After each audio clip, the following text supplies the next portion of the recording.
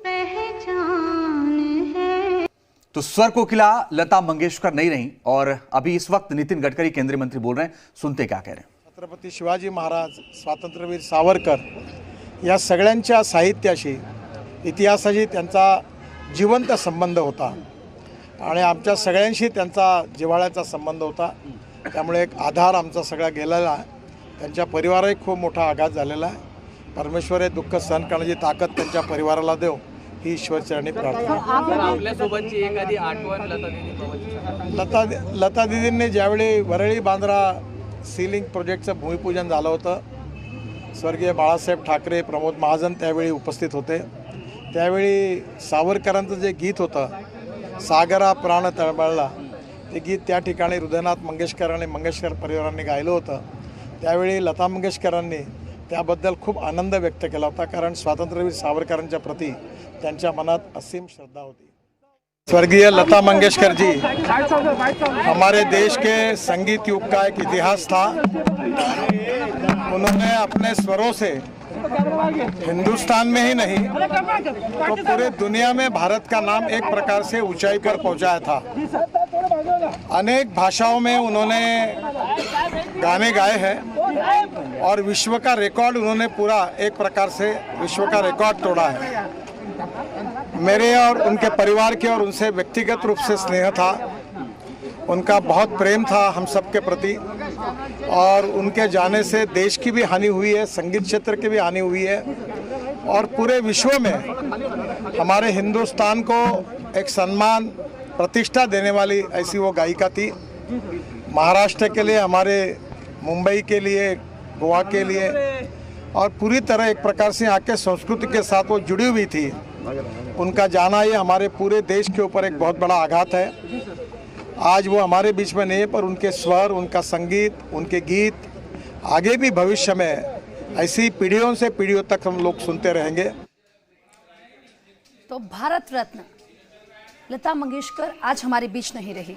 उनका निधन हो गया. काफ़ी लंबे समय से वो कोरोना से संक्रमित थी. लगातार पूरा देश, पूरी दुनिया उनके लिए दुआ कर रहा था.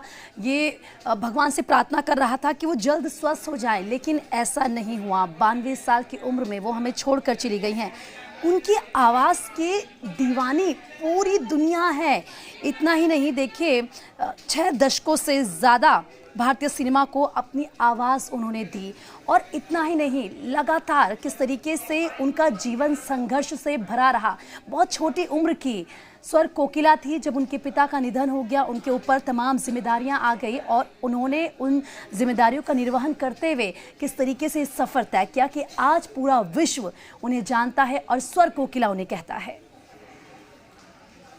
तो आपको बताएं कि अभी नितिन गडकरी थोड़ी देर पहले उन्होंने एक बयान जारी किया जिसमें उन्होंने कहा कि सिर्फ भारत ही नहीं, पूरी दुनिया में लता मंगेशकर ने अपना परचम लहराया और अलग अलग जगहों से उन्हें श्रद्धांजलि दी जा रही. लेकिन आपको बता दें कि पिछले काफ़ी दिन से उनकी तबीयत खराब थी और मुंबई के ब्रिच कैंडी अस्पताल में उन्हें भर्ती कराया गया था. उनका इलाज चल रहा था. कल अचानक से शाम खबर आई कि उनकी तबीयत बिगड़ गई है. उसके बाद से केंद्रीय मंत्री पीयूष गोयल भी पहुंचे थे देखने के लिए और अब से थोड़ी देर पहले नितिन गडकरी पहुंचे थे और बाहर आकर उन्होंने जो बात कही वो लोगों को सदमा देने वाली थी. लोगों को भारी दुख पहुंचा. इस बात से कला और संस्कृति जगत की बहुत बड़ी क्षति के तौर पर देखा जा रहा है. और आपको बताएं कि स्वर कोकिला आने वाले वक्त में संभवतः ये कहा जा रहा है कि आने वाले वक्त में शायद ही कोई ऐसा सिंगर हो, क्योंकि जो उनकी आवाज़ में जादू था उसको लेकर के पूरी दुनिया दीवानी थी और पूरी दुनिया में नाम गया उनका. अलग अलग एक तस्वीर के जरिए भी हम आपको दिखाने की कोशिश कर रहे हैं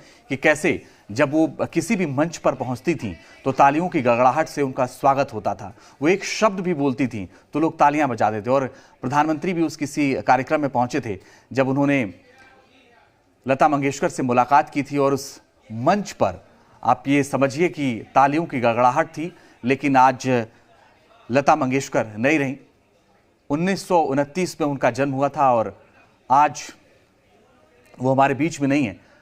आपको बताएं कि 8 जनवरी से लगातार उनका अस्पताल में इलाज चल रहा था. मुंबई के ब्रिच कैंडी अस्पताल में कल अचानक से उनकी तबीयत बिगड़ गई थी. हजारों गाने गाए हैं और एक से एक गाने.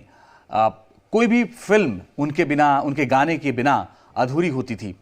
एक समय में कहा जाता था कि फिल्मों के चलने की गारंटी तभी है जब उसमें लता मंगेशकर के गाए हुए गाने हों, और वो हमने फिल्म दर फिल्म देखा। कई दशकों तक उन्होंने आवाज़ का जादू बिखेरा। हालांकि बाद में उनकी तबीयत खराब रहने लगी तो उन्होंने गाने कम कर दिए, मगर जब भी वो किसी मंच पर जाती, जब भी वो किसी कार्यक्रम में जाती, जब उनकी तबीयत ठीक रहती, तो हर कोई उनके एक शब्द को सुनना चाहता था। उनको सुनना इसलिए चाहता था क्योंकि उनको करीब से जानने वाले लोग कहते थे कि उनमें अद्भुत कला थी। और